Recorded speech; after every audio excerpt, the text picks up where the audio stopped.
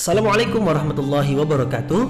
Mari klik subscribe di channel ini dan aktifkan tanda loncengnya untuk mendapatkan update pemberitahuan di video berikutnya.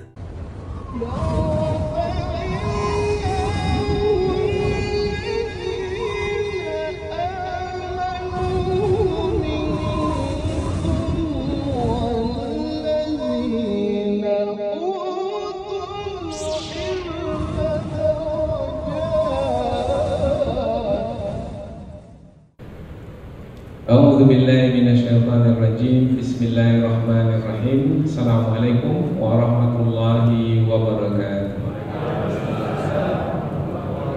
Alhamdulillahirabbil alamin wa bihi nasta'in wa ala umurid dunya waddin nasta'inuhu wa nastaghfiruh wa na'udzu billahi min shururi anfusina wa min sayyiati a'malina.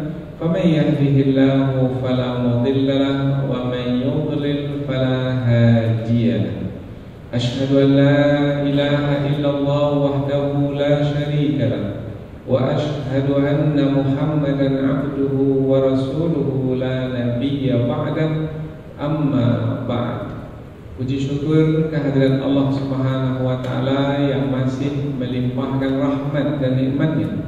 Kita bersyukur dengan mengucapkan Alhamdulillahirabbil alamin. Kemudian tidak lupa berselawat kepada Rasulullah dengan mengucapkan Allahumma salli ala Sayyidina Muhammad wa ala ali Sayyidina Muhammad, dan bersalam kepada Rasulullah dengan mengucapkan Assalamualaikum ya Rasulullah. Alhamdulillah kita dapat kembali meneruskan pengajian tafsir ayat-ayat suci Al-Quran yang insyaAllah kita akan teruskan kepada ayat yang ke-34 dan 35 dari surah At-Taubah, yaitu masih lagi menerangkan tentang ahlul kitab dari kalangan orang-orang Yahudi dan Nasrani. Untuk ahlul kitab disebut sebagai orang-orang yang alim dari kalangan mereka, yang mana di tangan mereka ada kitab suci. Itu sebutan untuk kalangan orang-orang Yahudi. Di dalam ayat ini disebut dengan istilah al-ahbar. Kemudian dari kalangan orang-orang Nasrani pula ada di antara mereka yang memegang kitab suci, ahlul kitab. Apabila dari kalangan orang-orang Yahudi kitab Taurat, dan dari kalangan orang-orang Nasrani kitab Injil. Nah, dari kalangan orang-orang Nasrani ini ahli ibadat. Kalau tadi orang-orang alim yang memiliki ilmu, yang memiliki pengetahuan. Dari kalangan orang Yahudi al-ahbar. Nah, dari kalangan orang Nasrani adalah ahli ibadat. Disebut juga dengan rahib. Mereka ini menghabiskan waktu dengan beribadat saja. Ahbar. Jadi ada al-ahbar untuk orang-orang Yahudi dan ar-ruhban untuk orang-orang Nasrani. Allah menyebut mereka ini, kebanyakan mereka adalah orang-orang yang memiliki perangai yang buruk, perbuatan yang tercela. Yaitu di dalam ayat ini disebutkan mereka memakan harta orang lain dengan cara yang batil. Dengan cara yang batil, dengan cara menipu, dengan cara riba, dengan cara sogok menyogok, dengan cara berbagai macam cara yang mereka lakukan, sehingga keinginan mereka untuk mengumpulkan harta sebanyak-banyaknya dalam waktu yang sesingkat-singkatnya menjadi terwujud. Dan karena mereka ini dipercayai sebagai orang-orang alim dan ahli ibadat, maka mudah saja mengikut itu untuk mengikuti apa yang mereka ingini. Akhirnya mereka ini disebut orang-orang yang mengambil harta manusia dengan cara yang batil. Berarti mereka ini adalah pengejar kepentingan duniawi. Jadi yang mereka kejar itu adalah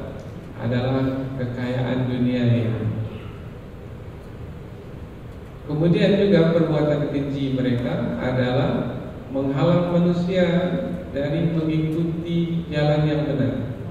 Jalan yang benar adalah agama Islam. Maka pada masa dahulu orang-orang Yahudi, orang-orang Nasrani menghalang manusia bagaimana tidak memeluk agama Islam, menghalang manusia dari menjalankan syariat Allah. Nah, ini adalah perbuatan yang keji juga.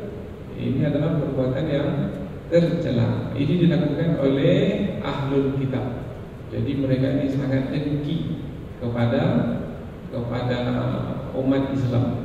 Jadi mereka berusaha sekuat tenaga menghalang manusia untuk mengikuti jalan yang benar. Sebelum ini diterangkan bahwasanya mereka itu berkeinginan untuk memadamkan cahaya Allah dengan mulut-mulut mereka. Tetapi Allah pula tidak berkeinginan demikian, bahkan menyempurnakan cahaya. Meskipun orang-orang kafir itu, orang-orang musyrik itu tidak menyukainya.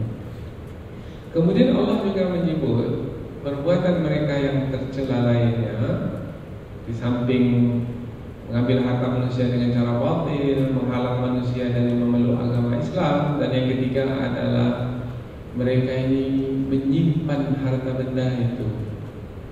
Mereka menyimpannya. Harta benda yang mereka simpan adalah emas dan perak.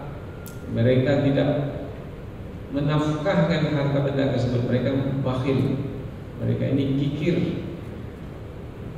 Bahkan apabila ada orang yang miskin, mereka tak mau bantu padahal mereka punya harta.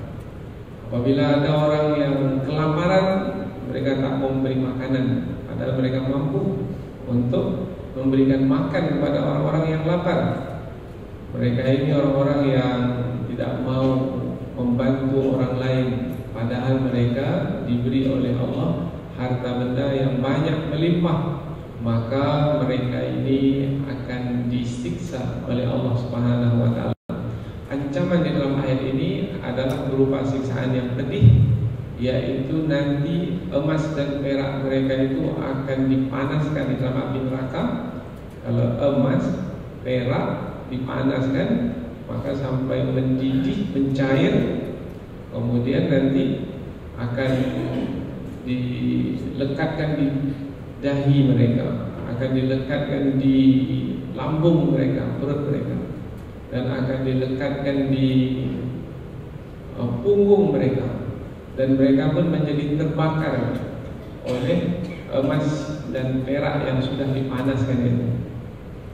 Tetapi setiap kali hangus kulit mereka, Allah akan ganti lagi dengan kulit yang lain. Begitulah yang mereka rasakan setiap saat di dalam neraka.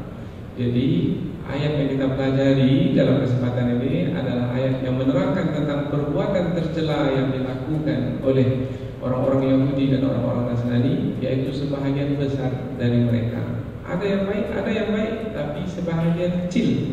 Nah, sebahagian besar dari mereka itu melakukan perbuatan yang tercela. Kemudian Allah terangkan pula ancaman, yaitu mereka nanti akan disiksa dengan siksaan yang pedih. Maka pelajaran yang sangat berharga bagi kita adalah jangan ikuti langkah mereka.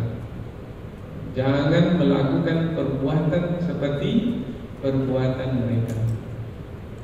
Karena Rasulullah juga sudah mengingatkan di dalam hadis riwayat Imam Al-Bukhari umpamanya, la tattabi'unna, sungguh kamu ini akan mengikuti. Jadi sudah ada peringatan dari Rasul bahwasanya umat ini akan mengikuti sunana man qablakum, yaitu mengikuti jejak langkah orang-orang sebelum kamu. Zira'an bi zira'in, yaitu sejengkal mereka sejengkal pula mengikuti. Kemudian shibran bi shibrin, zira'an bi zira'in, sejengkal sehasta. Hatta lau dakhalu hujra dubbin, kalaulah mereka itu masuk ke dalam lubang biawak. Ini dia perumpamaan dari Rasulullah. hatta law dakhalu hujra dubbin, kalaulah mereka itu masuk ke dalam lubang biawak, la salaktumuhu, kamu pun juga masuk ke dalamnya. Kemudian sahabat bertanya, ya Rasulullah, qulna, kami berkata, ya Rasulullah, al-yahudu wan nasara, apakah mereka yang dimaksud adalah orang-orang Yahudi dan orang-orang Nasrani? Qala faman, Rasulullah menjawab, kalau tidak mereka siapa lagi? Oh, berarti orang-orang Yahudi, orang-orang Nasrani yang disebutkan perbuatan mereka sebagai perbuatan yang tercela dalam Al-Quran, tujuannya adalah jangan sekali-kali mengikuti jejak mereka. Ada yang mengikuti jejak mereka? Ada. Itulah sebabnya ada peringatan dari Rasulullah SAW bahwasanya ada saja di antara umat ini yang mengikuti jejak langkah orang-orang Yahudi dan Nasrani. Kalau dalam ayat disebut orang-orang alimnya, ada orang-orang alim yang seperti itu. Kalau disebut di dalam ayat ini adalah ahli-ahli ibadat, ada yang ahli ibadat itu juga mengikuti langkah rahib-rahib Nasrani. Maka kalau seperti itu yang dibuat oleh umat ini, yaitu mengikuti jejak langkah orang-orang Yahudi dan Nasrani yang tercela itu, maka ancaman untuk mereka adalah mereka akan mendapatkan azab yang pedih, akan disetrikakan emas dan perak yang panas itu ke dahi, lambung dan punggung mereka. Kemudian malaikat akan mengatakan kepada mereka, rasakanlah azab ini disebabkan apa-apa yang dahulu kamu simpan ketika di dunia. Itu bagi yang menyimpan harta benda dan tidak mengeluarkan haknya. Haknya adalah di dalam Islam adalah zakat 2,5%. Kalau mau mengeluarkan haknya, maka terselamat. Apabila tak mau mengeluarkannya, maka dapatlah ancaman berupa azab yang pedih. Inilah sebagai muqaddimah atau pengantar dari dua ayat yang akan kita pelajari. Jadi ayat ini tentang penjelasan dari Allah Subhanahu wa taala berkaitan dengan perbuatan tercela orang-orang Yahudi dan Nasrani. Kebanyakan dari mereka, meskipun ada dari mereka itu sebagian kecil yang tidak berbuat demikian, tapi kebanyakannya berbuat seperti itu, maka jangan ikuti perbuatan mereka yang tercela itu. Bagaimana mereka diancam dengan azab yang pedih, maka umat ini pun juga diancam dengan azab yang pedih. Sekarang kita akan pindah ke tafsir ayat, namun sebelum itu kita akan membaca dahulu dua ayat yang akan kita tafsirkan ini, dengan harapan kita mendapatkan pahala dari setiap huruf yang kita baca. Satu huruf 10 pahala, berarti banyak pahala yang akan kita dapatkan karena ada ratusan huruf di dalam dua ayat ini. Maka banyak pahala yang kita dapatkan. Mudah-mudahan pahala itu balasannya adalah berupa kebaikan-kebaikan yang kita terima. Badan kita disehatkan, pikiran kita dijernihkan, hati kita disucikan, amal kita diterima oleh Allah Subhanahu wa taala, hidup kita penuh dengan limpahan rahmat dan karunia Allah. Mudah-mudahan insyaallah amal ibadah itu dihitung sebagai amal kebaikan yang ada pahala dan balasan. Allah Subhanahu wa taala berfirman, A'udzu billahi minasyaitonir rajim. Bismillahirrahmanirrahim. Ya ayyuhalladzina amanu inna katsiran minal ahbari warruhbani la ya'kuluna amwalan nasi bil batil wa yasudduna an sabilillah walladzina yaknizuna adh-dhahaba wal fiddata wa la yunfiqunaha fi sabilillah fabashshirhum bi'adzabin alim yawma yuhma 'alaiha fi nari jahannam fatukwa biha jibahuhum wa junubuhum wa dhuhuruhum hadza ma kanastum li anfusikum fadzuqu ma kuntum taknizun. Allah berfirman, ya ayyuhalladzina amanu, wahai orang-orang beriman, inna katsiran minal ahbari war-ruhban, inna sesungguhnya katsiran kebanyakan minal ahbar alim-alim Yahudi, yaitu orang-orang yang pintar tentang agama dari kalangan orang-orang Yahudi, berarti menguasai kitab Taurat, war-ruhban dan rahib-rahib Nasrani, bermakna mereka ini ahli ibadat, berdiam dalam gereja saja beribadat. La ya'kuluna, sungguh mereka itu memakan amwalan nas, harta benda manusia, bil batil, dengan cara yang batil, wa yasudduna, dan mereka itu menghalang manusia, an sabilillah, dari menempuh jalan Allah.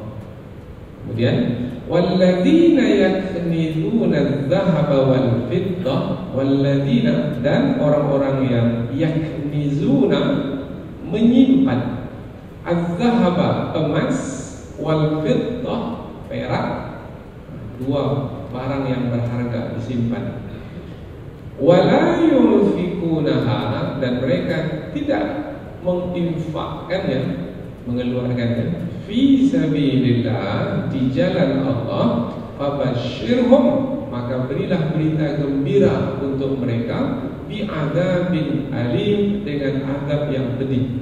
Berita gembira tapi azab yang pedih. Nah, ini penyampaian, bentuk penyampaian dari Al-Quran, yaitu sebagai penyampaian yang isinya sebenarnya adalah hinaan, menghina mereka, yaitu ini dia berita gembira untukmu, yaitu azab yang pedih, menghina. Kita ulang dari pangkal ayat. Wahai orang-orang beriman, sesungguhnya kebanyakan dari alim-alim Yahudi dan ahli-ahli ibadat Nasrani, sungguh mereka itu memakan harta manusia dengan cara yang batil, dan mereka menghalang manusia dari jalan Allah. Dan orang-orang yang menyimpan emas dan perak, dan mereka tidak menginfakkannya di jalan Allah, maka berilah berita gembira untuk mereka dengan azab yang pedih. Ayat berikutnya, yauma yuhma 'alaiha, yauma, pada hari yang dimaksudkan hari akhirat, yuhma, dipanaskan, 'alaiha, ke atasnya, maknanya ke atas emas dan perak itu. Jadi emas dan perak yang mereka simpan itu dibawa ke dalam neraka, kemudian dipanaskan oleh panas api neraka. Kalau dipanaskan, bagaimana jadinya? Panas macam setrika. Ada di dunia ini, setrika itu dipanaskan untuk menyetrika kain. Kalau panasnya sudah keterlaluan, bagaimana? Kalau emas dan perak itu panasnya terlalu tinggi, cair, mendidih, meleleh. Nah, kedua-duanya terkandung dalam makna, yaitu bisa jadi masih belum lagi meleleh, disetrikakan. Tapi kalau sudah meleleh, dilekatkan. Kemana dilekatkan? Itu di dalam api neraka, di hari akhirat kelak. Fatukwa, maka terbakarlah dengan emas dan perak yang sudah dipanaskan itu, jibahuhum, dahi mereka, wajunubuhum, lambung mereka, wazuhuruhum, punggung mereka. Mengapa yang tiga ini disebut? Mengapa leher tak disebut? Mengapa kaki tak disebut? Mengapa yang tiga ini disebut? Nah, ini nanti dalam tafsir kita bahas. Hadza ma kanaztum, hadza, ini, ma kanaztum, apa yang kamu simpan, li anfusikum, untuk dirimu. Ini perkataan malaikat dikatakan kepada mereka oleh para malaikat sebagai menghinakan mereka. Ini dia yang dahulu kamu simpan untuk dirimu ketika di dunia. Fadzuqu, maka rasakanlah azab sekarang. Ma kuntum taknizun, apa-apa yang dahulu kamu menyimpannya ketika di dunia. Bermakna dikatakan juga perkataan kepada mereka oleh para malaikat, yang perkataan itu adalah untuk lebih menghinakan mereka yang memang sudah hina. Hari di mana dipanaskan atau dibakar emas dan perak itu di dalam neraka jahanam, maka dibakarlah dengan emas dan perak itu dahi mereka, lambung mereka, dan punggung mereka, punggung belakang dari tubuh kita ini. Ini adalah apa yang kamu simpan dahulu untuk dirimu, maka rasakanlah azab yang pedih disebabkan apa-apa yang telah kamu simpan dahulu ketika di dunia. Berarti dua ayat yang akan kita pelajari ini adalah menerangkan tentang perbuatan tercela kebanyakan orang-orang Yahudi dan Nasrani yang jangan sampai diikuti oleh umat Islam. Apabila diikuti, maka mereka akan diancam seperti yang diancamkan kepada orang-orang Yahudi dan Nasrani, yaitu mereka akan diancam dengan azab yang pedih. Berarti pasti mereka nanti akan mendapatkan azab yang pedih, karena ancaman Allah itu pasti akan berlaku. Seperti mana yang diancamkan, seperti itu nanti akan berlaku. Azab yang pedih itu adalah berupa nanti akan dibakar oleh emas dan perak yang disimpan itu. Itu yang disimpan itu, apalagi yang sebelumnya adalah perbuatan tercela, apalagi mengambil harta orang lain dengan cara yang batil, apalagi menghalang manusia dari memeluk agama Islam atau dari menjalankan agama Islam, maka siksaan yang pedih akan lebih lagi untuk mereka yang melakukan perbuatan yang lebih tercela. Karena al-jaza' min jinsil amal, yaitu balasan sesuai dengan amalan. Semakin buruk perbuatan seseorang, semakin buruk pula balasan yang akan diterima. Inilah dia dua ayat yang akan kita pelajari, dan sekarang ini kita akan pindah ke tafsir ayat, yaitu penjelasan yang lebih panjang dari ayat. Di ayat yang ke-34, Allah memulai ayat ini dengan seruan kepada orang-orang beriman. Ya ayyuhalladzina amanu, wahai orang-orang beriman. Yang menyeru siapa? Allah. Yang diseru siapa? Semua manusia? Tidak. Yang diseru adalah orang-orang beriman. Berarti ayat ini ditujukan khusus kepada orang-orang beriman. Apa tujuan seruan Allah kepada orang-orang beriman dalam ayat ini? Yaitu jangan ikuti perilaku buruk orang-orang Yahudi dan Nasrani itu. Itu dia seruan Allah. Berarti apabila mendengarkan ada di permulaan ayat ya ayyuhalladzina amanu, maka tangkap dengan iman yang ada dalam hati kita. Wahai orang-orang beriman, berarti kita ini ya Allah. Nanti apa yang akan Allah serukan kepada kita? Allah menyerukan tentang kebanyakan dari ahlul kitab itu adalah mereka mengambil harta manusia dengan cara yang batil. Maka kamu wahai orang-orang beriman, jangan mengambil harta manusia dengan cara yang batil pula. Maka kita pun menjawab, ya Allah, hamba tidak akan mengambil harta manusia dengan cara yang batil. Karena ayat ini adalah berbentuk seruan. Maka bila berbentuk seruan, sahut, jawab seruan Allah, wahai orang-orang beriman, ya Allah. Seakan-akan begitulah kita berinteraksi dengan ayat Al-Quran. Sesungguhnya kebanyakan dari orang-orang Yahudi dan Nasrani itu mengambil harta manusia dengan cara yang batil. Ya Allah, kami tidak akan mengambil harta manusia dengan cara yang batil seperti yang mana yang dilakukan oleh mereka. Kami adalah orang-orang yang beriman kepadamu ya Allah.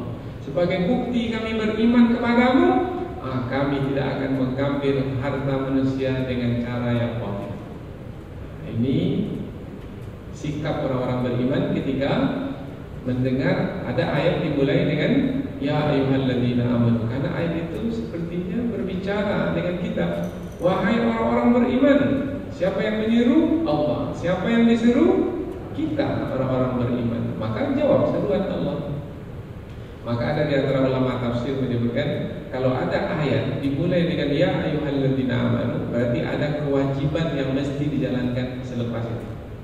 Ya ayyuhalladzina amanu, wahai orang-orang beriman, kutiba alaikumusiyam, diwajibkan atas kamu berpuasa. Ya Allah, apabila nampak oleh kami hilal Ramadan, kami akan berpuasa. Kewajiban berpuasa. Dalam ayat ini kewajiban mengambil harta yang halal-halal saja. Tidak mau mengambil harta yang haram-haram. Harta manusia dengan cara yang batil itu adalah haram. Wahai orang-orang beriman, inna katsiran, sesungguhnya kebanyakan. Oh, dalam ayat ini disebutkan kebanyakan. Berarti apabila kebanyakan ada di antara orang-orang alim Yahudi itu yang tidak berperangai seperti yang disebutkan dalam ayat ini, ada. Berarti Al-Quran itu insaf. Insaf maknanya, ini masuk ke bahasa kita, insaf. Nah, sebenarnya insaf maknanya menerangkan kenyataan yang sebenarnya. Jadi tidak mengeneralisir, mengatakan semua orang-orang Yahudi adalah buruk. Enggak, ada yang buruk, ada yang baik, tapi yang buruk lebih banyak dari yang baik. Jadi ayat ini menerangkan tentang kenyataan yang sebenarnya, bermakna Allah berlaku adil. Yaitu banyak yang buruk, Allah sebut banyak yang buruk. Ada yang baik, Allah sebut ada yang baik, tapi sedikit. Inna katsiran, sesungguhnya kebanyakan minal ahbar, dari kalangan alim-alim Yahudi. Ini sudah kita terangkan sebelumnya, karena sudah disebutkan kata ahbar ini di ayat yang ke-31 sebelum ini. Ittakhadhu ahbarahum, mereka mengambil orang-orang alim mereka, ini orang-orang Yahudi. Nah, yang orang alim ini berarti mereka menguasai kandungan kitab suci, menguasai. Mereka baca kitab suci, mereka paham, tapi lain yang mereka pahami, lain pula yang mereka amalkan. Tahu mereka halal haram, tahu baik buruk, tahu, tapi mereka tak buat. Lain yang mereka ketahui, lain pula yang mereka kerjakan. Minal ahbar, yaitu dari kalangan orang-orang alim Yahudi. Maka kalau dibawa kepada umat Islam, ada juga dari kalangan umat Islam yang alim-alim. Yang alim-alim disebut ulama. Nah, wahai ulama-ulama dalam Islam, jangan kamu seperti orang-orang alim Yahudi. Kamu tahu perkara itu halal haram, tetapi yang halal kamu haramkan, yang haram pula kamu halalkan. Atau kamu mengatakannya kepada orang lain, yang halal itu halal, yang haram itu haram, tapi untuk dirimu yang halal kamu haramkan, yang haram kamu halal. Kamu katakan riba haram kepada manusia, tapi kamu buka juga rekening di bank konvensional. Ini contohnya lah. Kamu tahu, kamu beritahu orang lain, tapi kamu sendiri tak buat. Kamu romak dan indallahi an taqulu ma la taf'alun. Celakalah orang yang mengatakan apa yang tidak mereka perbuat. Lain yang mereka katakan, lain pula yang mereka buat. Jadi dicela minal ahbar, orang-orang alim Yahudi, warruhban, dan dari ahli-ahli ibadat Nasrani. Ada di antara orang Nasrani itu ahli ibadat, beribadat saja, tak mau yang lain. Tapi meskipun di dalam gereja, mereka juga mengambil harta manusia dengan cara yang batil. Gimana caranya? Mereka ada uang, mereka berikan pinjaman kepada orang lain, kemudian mereka mendapatkan bunga yang mereka tak kerja, beribadat saja dalam gereja, tapi dapat bunga. Bunga itu riba. Allah sudah menyebutkan dalam Al-Quran bahwasanya pelaku riba itu diperangi oleh Allah dan Rasulnya. Harta riba itu dibinasakan oleh Allah. Wa illam taf'alu fa'dhanu biharbin minallahi wa rasulih yamhaqullahu riba. Dan jelas, tapi mereka ini melakukan riba. Kemudian juga mereka meskipun di dalam gereja saja, tapi mereka menginvestasikan harta benda mereka dengan cara riba. Itu adalah mengambil harta benda manusia dengan cara yang batil. Inna katsiran minal ahbari wal ruhban, sesungguhnya kebanyakan dari alim-alim Yahudi dan pendeta-pendeta Nasrani la yakuluna amwalan nasi bil batil, sungguh memakan harta benda manusia dengan cara yang batil. Memakan, apakah mereka itu hanya memakan harta benda manusia? Kan memakai juga, menggunakan juga. Pokoknya dapat harta manusia dengan cara yang batil. Mereka bukan hanya dapat harta itu untuk dimakan saja, beli makanan kemudian mereka makan, enggak. Dapat harta itu mereka belikan pakaian, mereka pakai. Mereka belikan rumah, mereka huni. Mereka belikan kendaraan, mereka kendarai. Tapi mengapa dalam ayat ini digunakan kata sungguh mereka memakan, kata makan yang dipakai? Maka dalam tafsir disebutkan digunakan kata makan karena harta benda itu dicari oleh manusia, tujuan utamanya adalah untuk makan terlebih dahulu. Kalau lebih dari itu, lebih dari makan, barulah untuk pakaian, untuk tempat tinggal. Tapi kalau hanya cukup-cukup untuk makan, apakah mereka akan membeli pakaian? Tidak, karena yang paling utama untuk mempertahankan hidup adalah makan. Maka digunakan kata makan adalah sebagai menerangkan itulah tujuan utama dalam mencari harta. Maka kita pun pada hari ini juga begitu. Suami pergi kerja, maka mengatakan pada istrinya, "Bang, ya, Dek, ini abang mau cari makan, mau cari apa yang akan kita makan untuk hari ini." Digunakan kata makan, padahal sebenarnya mencari harta yang bisa dimanfaatkan. Maka digunakan kata makan adalah untuk menerangkan tujuan utama manusia dalam mencari harta adalah untuk menjadikannya sebagai makanan, karena untuk mempertahankan hidup. Kalau tak makan bisa mati, bisa. Kalau tidak berpakaian mati, tidak. Maka makan itu menjadi utama. Yang utama itu yang disebut dalam ayat ini sebagai mewakili yang lainnya. Jadi jangan dipahami mereka itu hanya memakan harta manusia dengan cara yang batil, tapi juga memakai pakaian yang mereka pakai dari mengambil harta manusia dengan cara yang batil. Mereka juga membeli kendaraan untuk mereka pakai dengan mengambil harta manusia dengan cara yang batil. La yakuluna, la yang ada di pangkal yakuluna itu penegasan. Kalau disebut tegas berarti memang demikianlah. Kalau tak percaya silakan lihat di lapangan, lihat kenyataannya.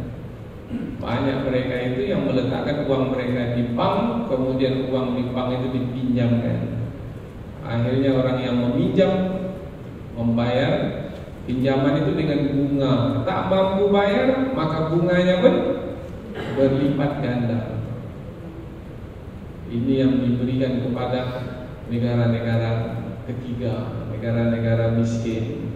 Diberikan pinjaman-pinjaman kepada negara miskin, bukannya membantu negara miskin, tapi disebut bantuan. Tapi bantuan berupa pinjaman, yang pinjaman itu susah untuk membayarnya kembali, untuk menembus bunganya pun susah. Dan ini yang berlaku. Apa jadi pada negeri kita ini? Mampu bayar hutang, hutang bertambah terus, tambah banyak. Siapa yang memberikan hutang itu, memberikan pinjaman itu? Yahudi. Dan mereka menguasai bumi kita ini. Apa yang berharga di bumi kita ini habis sudah, karena berhutang. maka jangan mudah-mudah berhutang. Kalau bisa, elakkan diri dari berhutang. Kalau sudah berhutang, cepat-cepat bayar. Kalau tak terbayar, nanti nyawanya tergantung antara langit dan bumi. Jangan mudah-mudah berhutang. Kalau dah terdesak betul, silakanlah, tak mengapa. Itu pun tidak dengan cara ribawi. Karena hutang berhutang dengan cara riba inilah yang mengkayakan orang-orang Yahudi dan Nasrani di dunia ini. Maka jangan ikut pula mengkayakan mereka. Sungguh mereka itu memakan harta manusia dengan cara yang batil, tidak ada kebaikan di dalamnya. Karena diharamkan oleh Allah. Setiap yang diharamkan oleh Allah adalah batil, tak ada kebaikan dalamnya. Batil dari kata batala maknanya lenyap sudah kebaikan di dalamnya. Ada kebaikan dalam ribawi? Tidak, tak ada.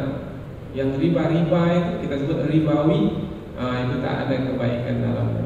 Jadi bank konvensional itu tidak ada kebaikan di dalamnya. Ini merubah mindset, ini bukan main susah ini. Masih juga melihat bank konvensional itu baik. Enggak, bank konvensional yang riba itu buruk sekali.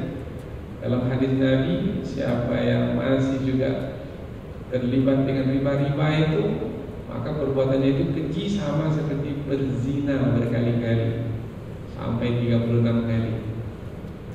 Kalau jadi penggiat pula, dia pula yang mencari nasabah. Karena dia kerja di bank itu, dia cari nasabah, maka dia sama seperti menzinahi ibu kandungnya sendiri. Keji sekali. Anak yang macam mana yang seperti itu? Seperti itulah dimisalkan buruknya perbuatan mengambil riba. Bukan hanya mengambil, memberinya juga, yang menjadi saksinya juga, kemudian yang menulisnya juga. Ini yang notaris ini. Ada pengacara, umpamanya terlibat dalam perkara hutang berhutang ini, yang menjadi saksi, maka terimalah. Bukan saya, Ustaz, menyaksikannya pun juga ikut sekali, menulisnya pun juga ikut sekali. Allahu Akbar. Banyak berlaku pada hari ini di tengah masyarakat. Silakanlah, kita sudah mendapatkan ilmu, tinggal lagi mengamalkannya. Karena yang akan menanggung akibatnya adalah diri kita sendiri. Wa yasudduna an sabilillah, dan mereka itu menghalang manusia dari jalan Allah, Apa sebab? Namanya menghalang manusia dari memeluk Islam. Sebab kalau sudah memeluk Islam, maka nanti mereka hilang yang selama ini mereka dapatkan. Karena di dalam Islam umpamanya riba itu diharamkan, tak dapat lagi harta melalui riba.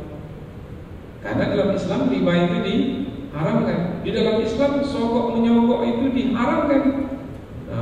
Maka apabila nanti manusia ramai-ramai memeluk Islam, sogok menyogok itu diharamkan, tak dapat lagi mereka harta melalui sogok menyogok, rasuah, korupsi, menipu dan lain sebagainya.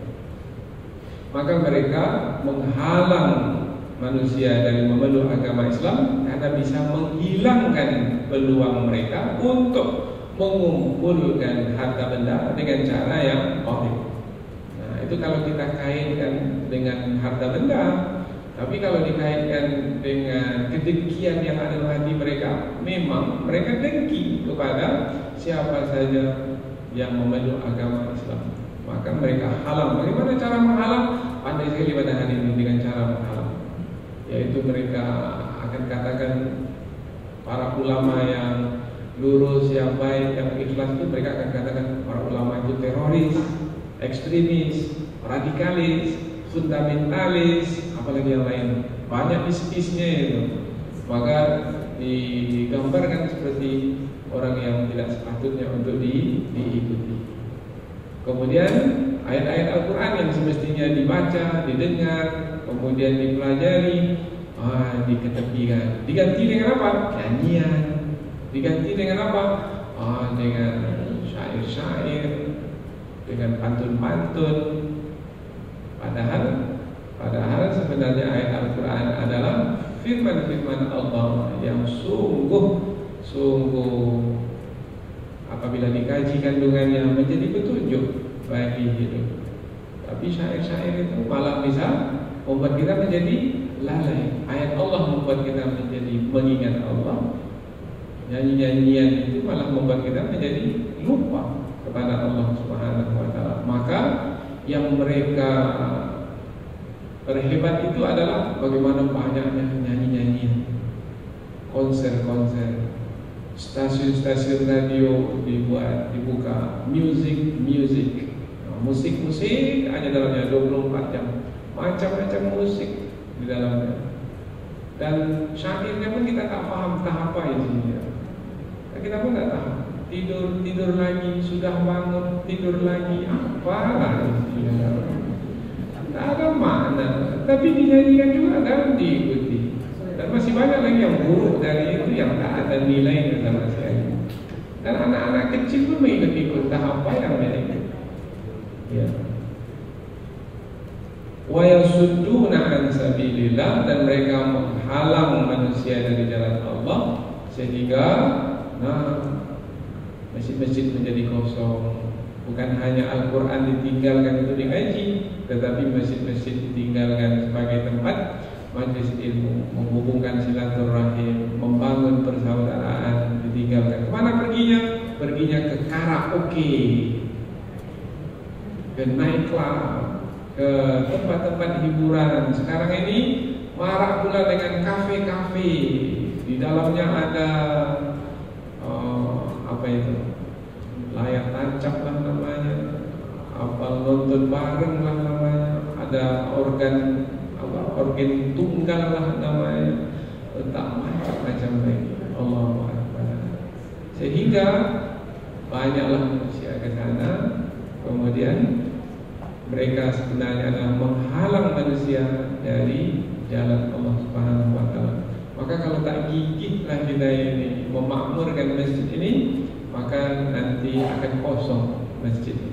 Maka perlu perjuangan dan pengorbanan. Karena di sana ada yang menghalang manusia dari jalan Allah ini. Wallazina yaknizuna dzahaba wal fiddah. Dan orang-orang yang menyimpan emas dan perak. Siapa yang dimaksudkan dengan orang-orang yang menyimpan emas dan perak ini? Apakah dikaitkan dengan yang sebelumnya? Yang sebelumnya siapa yang dimaksudkan? Orang-orang Yahudi dan orang-orang Nasrani. Nah, apakah yang menyimpan emas dan perak ini adalah yang dimaksudkan orang-orang Yahudi dan Nasrani juga? Maka ulama tafsir memberikan 3 pendapat. Pendapat yang pertama mengatakan karena ayat ini masih satu ayat, kemudian menjelaskan dan orang-orang yang menyimpan emas dan perak, berarti yang dimaksud adalah orang-orang Yahudi dan Nasrani. Jangan ikuti jejak mereka, karena mereka itu adalah yang punya kebiasaan buruk menyimpan emas dan perak untuk disimpan dan tidak mau memberikannya kepada manusia yang memerlukan. Nah, maka jangan ikuti langkah mereka. Tapi pendapat yang kedua mengatakan ini kaitannya adalah dengan umat Islam. Dari mana kita tahu ini adalah untuk umat Islam? Tidak ada kaitan dengan orang-orang Yahudi dan Nasrani. Karena ada kata wala yunfikunaha fi sabilillah, dan mereka tidak menginfakkannya di jalan Allah.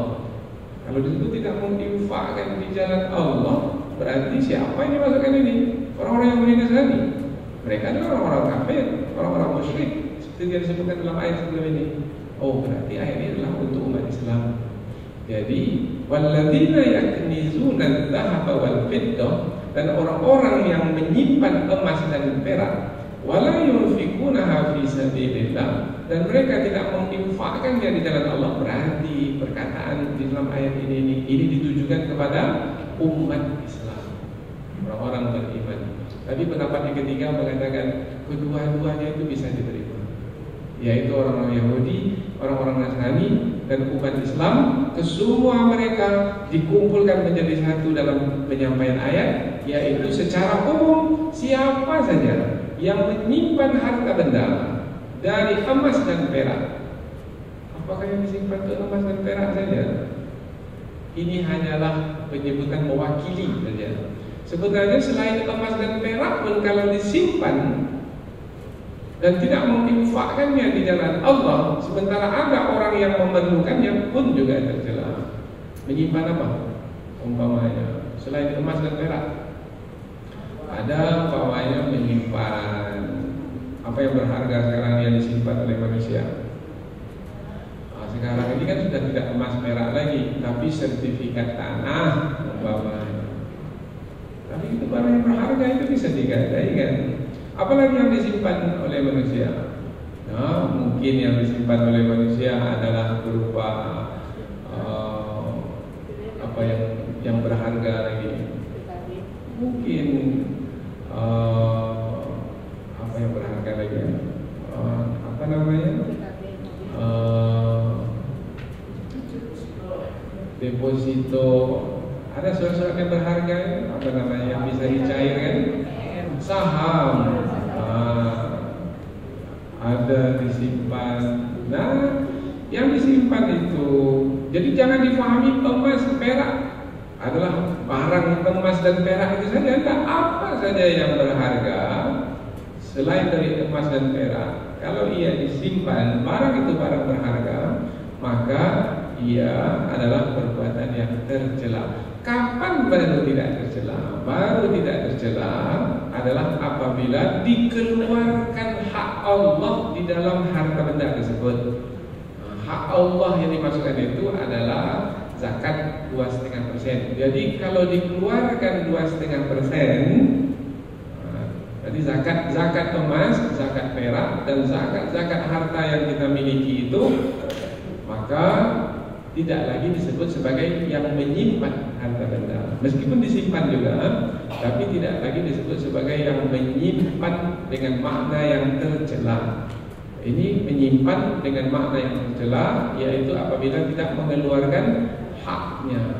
Haknya yaitu hak Allah yang ada di dalam harta benda kita itu adalah 2,5% yang kita sebut zakat. Apabila sudah sampai nisabnya dan sudah berlalu selama setahun haul.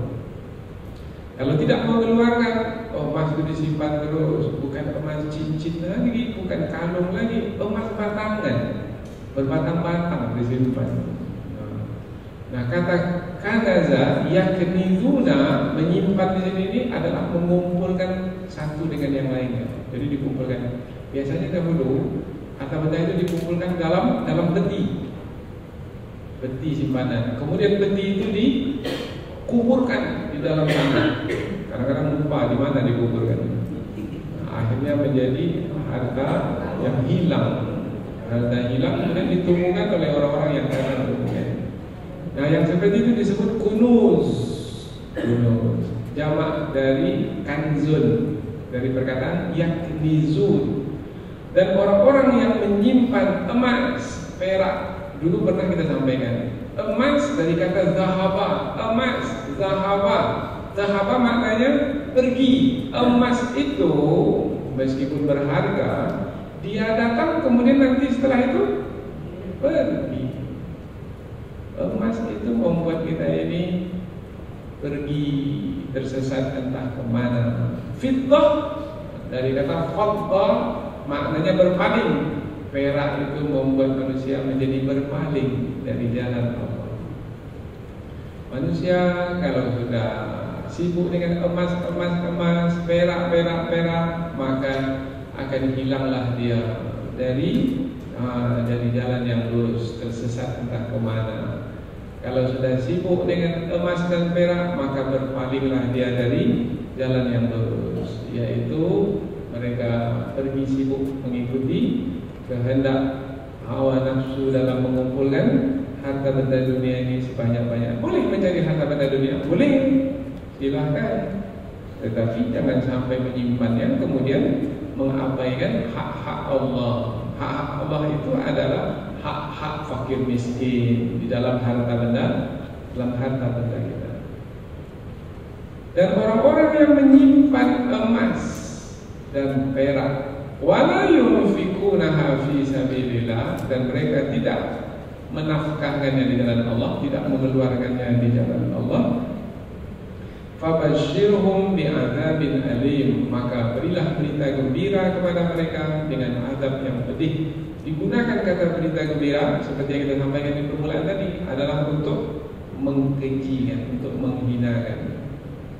Sama dengan perkataan kita, ini ucapan salam untuk dia ini, orang yang macam ini ucapan salam untuknya itu adalah dengan pukulan. Atau yang lebih keras lagi, ucapan salam untuknya ini tinju aja ini. Nah, padahal tinju itu tidak baik, tapi memang mesti diperbaiki dengan tinju orang ini, karena dengan perkataan tak cukup, tak bisa, tak mempan dengan kata-kata. Nah, istilahnya itu dicubit dulu baru dia mau bergerak. Dahulu kita sudah terangkan tentang Bani Israel, yaitu mengapa di tangan Nabi Musa itu ada tongkat, kemudian mengapa Bani Israel itu dikutuk menjadi kera. Karena mengapa dikutuk menjadi kera? Karena kera itu hanya takutnya dengan pukulan saja. Coba kera duduk baik-baik, mau dia duduk baik-baik? Tak akan mau. Kita beri makanan kera, ucapkan terima kasih. Ini makanan sudah diberi, Anda ucapkan terima kasih. Kita pula yang dicibirnya. Maka bagaimana untuk mengajar, mendidik kera ini dengan pukulan? Maka di tangan Nabi Musa ada tongkat, dan siapa yang diajar dengan pukulan itu kera, maka Bani Israel dikutuk menjadi kera, menjadi monyet, menjadi beruk. Karena hewan itu hanya bisa dididik dengan kera. Maka juga perkataan ini, fabashshirhum, maka berilah berita gembira kepada mereka. Mereka nanti berita gembira. Mana pula berita gembira, karena perbuatan yang dilakukan adalah perbuatan yang tercela. Maka langsung disebut berita gembira itulah berupa azab yang pedih. Oh, berarti itu adalah penyampaian, tujuannya adalah untuk menghinakan. Disebut azabin alim, azab yang pedih, maknanya azab yang mendatangkan pedih. Nah, biasanya dari tubuh kita ini apa yang merasakan kepedihan sesuatu itu? Pedih.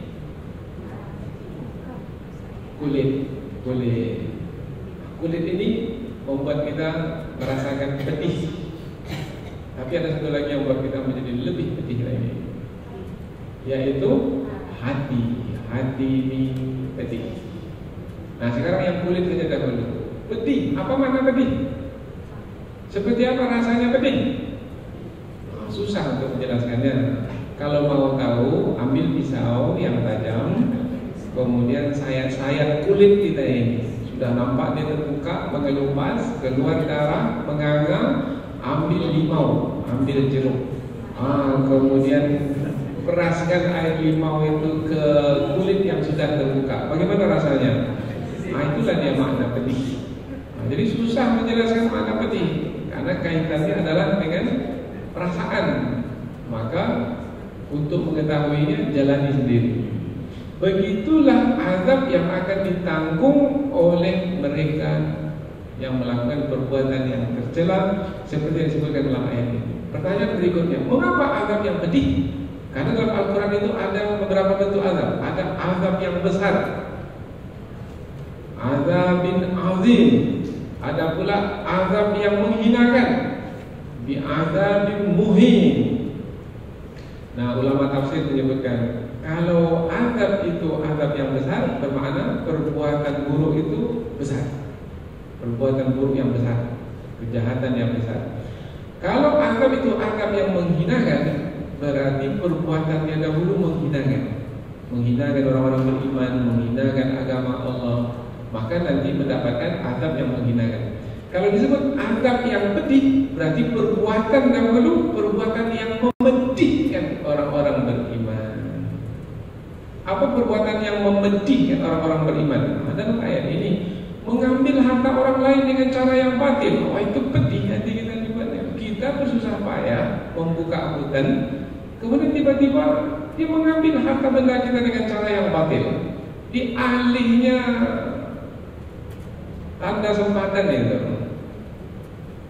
karena kita jarang mengunjungi tanah kita itu, rupanya dia tanam batang pisang di situ. Pisang beranak-anak, dan anak pisang itu berjalan-jalan. Yang ke dalam tanahnya itu dibuangnya anak pisang, yang keluar itu dibiarkannya. Akhirnya 5-10 tahun dia berpindah 4-5 meter tanahnya itu. Ini mengambil harta benda manusia dengan cara yang batil. Pedih hati orang yang telah diambil harta bendanya. Pedih sekali. Maka orang yang mengambil harta benda orang lain dengan cara yang batil, itu adalah perbuatan yang memedihkan hati orang lain, maka akan mendapatkan azab yang pedih. Al-jaza min jinsil amal. Dipasangnya pengacara yang pandai memenangkan kasus, memenangkan case. Karena pandainya berbicara, akhirnya menang kasus itu. Harta kita berpindah kepadanya, diambilnya harta kita dengan cara yang batil. Pedih hati kita akibatnya. Harta itu pula yang ada cuma. Tinggallah yang satu itu diambil pula, pedih. Maka orang yang mengambil harta manusia dengan cara yang batil itu akan mendapatkan azab yang pedih. Begitu juga yang menyimpan emas. Emas ada dalam rumahnya itu disimpan berlebih-lebih, berbatang-batang, batangan emasnya. Ada orang datang ke rumahnya, perutnya lapar, sudah beberapa hari tak makan, ingin dapatkan makanan. Di dalam rumahnya banyak harta, tapi dia tak mau menginfakkannya. Pedih tidak hati orang yang minta ini? Allah sakayo iko tak ada mati istri. Pedih betul. Bukan yang masak itu pula yang ditunjukkan. Banyak makanan di kulkasnya, banyak. Ada orang yang meminta makanan, dia tak memberikannya. Pedih tidak hati orang yang meminta? Pedih. Maka bagi yang tidak memberi ini, yang menyimpan harta ini, baginya azab yang pedih. Jadi mengapa di sini bi azabin alim, azab yang pedih? Karena pelaku perbuatan yang tercela ini dahulu memedihkan hati orang-orang ketika di dunia, maka baginya azab yang pedih. Seperti apa azab yang pedih di hari akhirat kelak? Disebutkan dalam ayat berikutnya. Jadi ayat berikutnya ini menerangkan dengan lebih terperinci, yaitu yauma, di hari akhirat, yuhma alaiha, dibakarlah emas perak yang disimpan itu. Ini diterangkan supaya mudah untuk dipahami. Dibakar dengan apa? Dibakar dengan api neraka. Fi nari jahannam, di dalam neraka jahannam ada api yang menyala-nyala. Emas perak itu dipanaskan dengan api neraka jahannam. Api neraka jahannam itu lebih panas dari api yang ada di dunia ini. Nah, setelah panas emas perak, harta benda yang dimiliki, ini ancaman, peringatan, semestinya mendatangkan rasa takut. Kalau tidak mendatangkan rasa takut dengan ayat seperti ini, bermakna hati itu sudah keras, atau mungkin hati itu sudah mati. Nah, orang seperti ini biasanya tidak berguna nasihat baginya, tidak bermanfaat peringatan baginya. Hari di mana dipanaskan emas dan perak itu di dalam neraka jahanam, maka dibakarlah dengan emas dan perak yang sudah dipanaskan itu jibahuhum, dahi mereka. Mengapa disebut kata dahi di sini? Sebab dahi itulah yang dahulu berkerut dahinya. Ketika ada orang miskin meminta kepadanya, dia tak senang. Maka berkerut keningnya, kerut keningnya itu dibakar nantinya.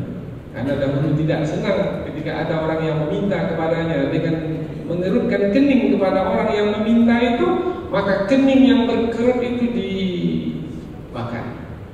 Jadi mengapa disebut kata dahi di sini? Karena dahi ini kaitannya dahulu ketika di dunia tidak suka orang meminta datang kepadanya. Nampak saja orang mau masuk ke rumahnya, langsung cepat-cepat dia menutup pintu rumahnya. Kemudian ditulis di depannya, tidak menerima pengemis. Ada tulisan seperti itu. wah ini orangnya keterlaluan kan. Wa junubuhum, dan perut mereka, khusus mereka disetrika juga. Apa sebab? Sebab perut itu yang kenyang, sementara ada perut yang lapar, dia tak peduli. Nah, perut yang kenyang dan tidak mau berbagi dengan orang yang perutnya lapar, nanti akan disetrika atau akan dibakar. Dengan apa dibakar? Dengan emas dan perak yang dulu bersusah payah dia mengumpulkan dan menyimpannya. Kemudian yang ketiga, wa zuhuruhum, dan punggung belakang. Mengapa kata belakang disebut? Karena selalu berpaling. Nampak ada pakai miskin, dia berpaling. Dia tunjukkan punggungnya. Nah, punggung yang ditunjukkannya itu nanti akan dibakar dengan emas dan perak yang sudah dipanaskan. Kemudian malaikat pun berkata kepadanya, hadza ma kanaztum li anfusikum, ini dia yang dahulu kamu simpan untuk dirimu ketika di dunia, maka bertambah hinalah dia di dalam neraka itu, dan rasakanlah azab disebabkan apa-apa yang dahulu kamu simpan ketika di dunia. Maka itulah keadaannya. Berapa lama keadaannya seperti itu? Selama-lamanya. Karena azab dalam neraka adalah kekal dan abadi, kecuali apabila Allah mengasihi. Tapi jangan masuk kata kecuali, sebab bagi orang kafir akan bertinggal di dalam neraka itu selama-lamanya. Maka menjadi pelajaranlah bagi kita bahwasanya jangan sampai mengikuti jejak langkah alim-alim Yahudi dan pendeta-pendeta Nasrani, karena mereka mengambil harta benda manusia dengan cara yang batil, kemudian menghalang manusia dari menempuh jalan Allah, kemudian menyimpan emas dan perak dan tidak mau mengeluarkan hak Allah atau hak orang lain yang ada dalam harta itu, maka mereka akan mendapatkan siksaan yang pedih. Mudah-mudahan dua ayat ini menjadi pelajaran bagi kita dan akan menjadi petunjuk supaya kita ini terselamat dari siksaan Allah di dunia dan terselamat dari siksaan Allah di akhirat. Subhanakallahumma wa bihamdika asyhadu an la ilaha illa anta wa astaghfiruka wa atubu ilaik. Wassalamualaikum warahmatullahi wabarakatuh.